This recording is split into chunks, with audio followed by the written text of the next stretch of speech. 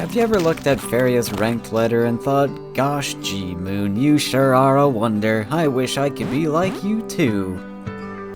This... Ranger... I'm so dumb. Oh no. What? Wait, what? I'm so dumb. I counted the lands, I'm like, oh, there's only 3 lakes. Why? What? Oh, I already moved. Oh no, I already moved. No! Oops. But yeah, I kind of like screwed myself over here. Damn it. I did it again. No! I messed it. Hi, I'm Moon Fossa, and I'm going to be walking through how you too can become #1 in these simple, 483 steps.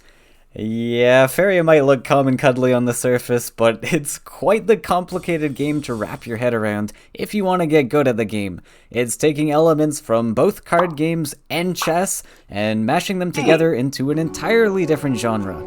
It can be a bit deceiving, largely to card game players I feel, because those types of players often underestimate how complex and important the board actually is. You can't be a good Faeria player without understanding the card game side of things, but likewise can't be good without understanding the board. It's a direct 50-50 split down the middle in my opinion.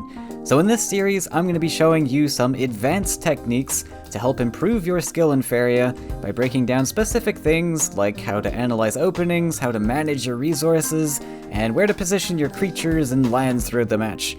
This is of course just for the regular game mode in Faeria, so no Pandora or solo missions, but you can definitely apply some of these things over there. Maybe I could do a Pandora guide sometime in the future if there's an interest, but my main focus right now is helping new and amateur players transition into competitive Faeria. And even more skilled players can hopefully get a lot out of this series as well.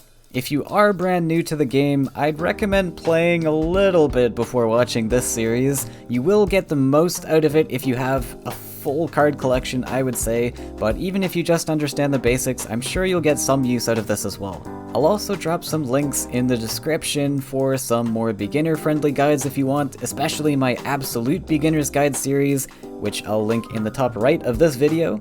I've also made a Faeria vocabulary guide on the hub if you're newer to card games or Faeria itself and have been wondering what gibberish all of us Faeria players have been going on about. But now let's talk improvement. Many of you watching this have probably been doing pretty well in your matches. You've got the mechanics down and you've built some awesome decks that have just catapulted you through the ranked ladder, but now you've hit a wall.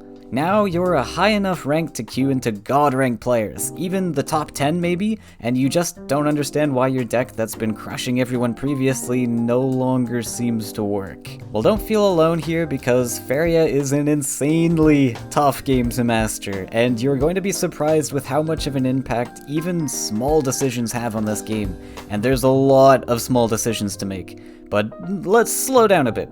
Baby steps. I want to start you off with a couple simple pieces of advice that you can start working on right away, and as I mentioned, the board in Faeria is equally as important as the deck of cards side of things. So tip number 1 is going to involve the cards. Learn and memorize every card in Faeria, if you haven't already. Obviously, it's better to have a full card collection as well, but this is something you have to do in any card game if you want to be competitive. Now, not every card is competitively viable in Faeria, but the more cards you do know about, the more you can compare the Faeria costs, land costs, stats, and all of that stuff to each other card. And this can help you understand the value that each card has relative to the rest of Faeria's card pool.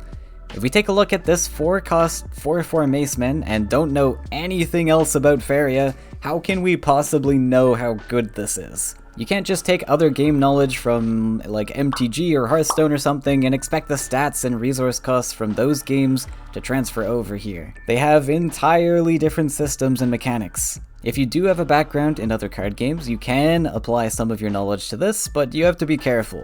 Obviously, Faeria uses a different resource system than other card games, so 4 Faeria is going to mean something different than 4 mana in, say, MTG.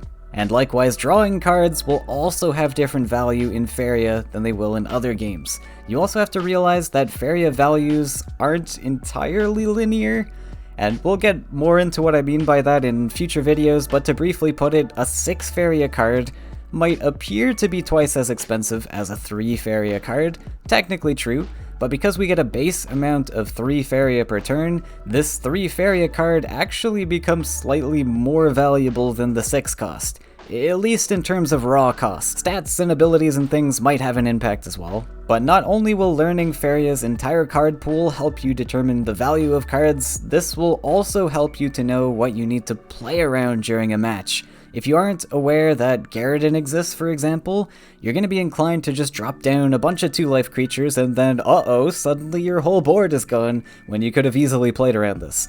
And we'll talk more about playing around certain cards in a future video as well, but for now, just learn what every card is capable of. Learning what every card does should simply come from playing the game a bunch, but if you do want to speed this process up, a great way to learn a wide variety of cards in a fun way is to play Faeria's Pandora mode. This is like a draft mode, if you still somehow don't know, where you have to build a deck based around a selectively random pool of cards, and what's even more, you can find DLC cards in this game mode, even if you don't own the DLCs. If you've watched my other videos, you've probably heard me say a few times now that DLCs aren't needed to be competitive, and I still stand by this. Skill in this game goes a lot further than simply owning DLC cards, and while DLCs do open up more variety, and therefore more opportunities for countering your opponent's builds, it's much more important to learn and hone your skills on the topics I'm going to be covering in this series. I do recommend getting the DLCs if you are planning on investing a bunch of time into Faeria, but if number 1 on the ranked ladder is your goal, you can definitely do that without DLC if you want to. Tournaments will be a bit tougher, because the potential to get countered is higher in the Crucible format, but it is still possible if you really don't want to fork out the $15 or whatever it is when they're on sale. But regardless of what you want to do, you still have to be aware of all these DLC cards, because even if you aren't playing them, your opponents will be. So now, what about the board? My second tip to you is to try and reduce the number of lands you build in a game. This is another thing you've probably heard me say multiple times in the past, but I really can't stress it enough.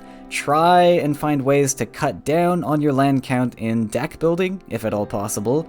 Maybe the deck would work just fine if you cut that Manta Rider from your red-yellow angry list. And also try and analyze your games as you play them. Ask yourself if there was any way to reduce the number of times you build lands that game. Faeria Wells are your top priority to build lands towards, and then to your opponent's orb next.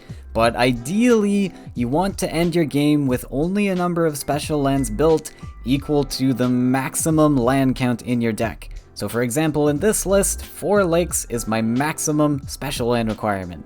The reason behind this is so you can open up your power wheel for drawing or +1ing, which is one of the ways you can pull ahead over your opponent in an even matchup. You can use double neutrals as well if needed, but drawing and +1ing are the options you want to try clicking as much as possible. We'll talk about this idea in a totally separate video, but I think that's where I'll leave you for today. Learn all the cards and analyze your land efficiency. These tips I talked about, of course, will have exceptions to them, and the same goes for anything I tell you throughout this series.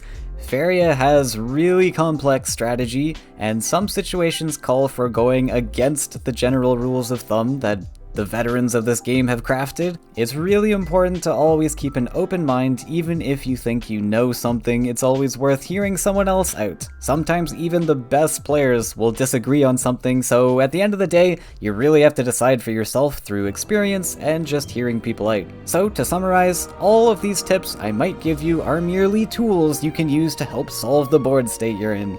You'll have to think for yourself if you truly want to become a god. I'm Moonfasa, and I'll see you next time.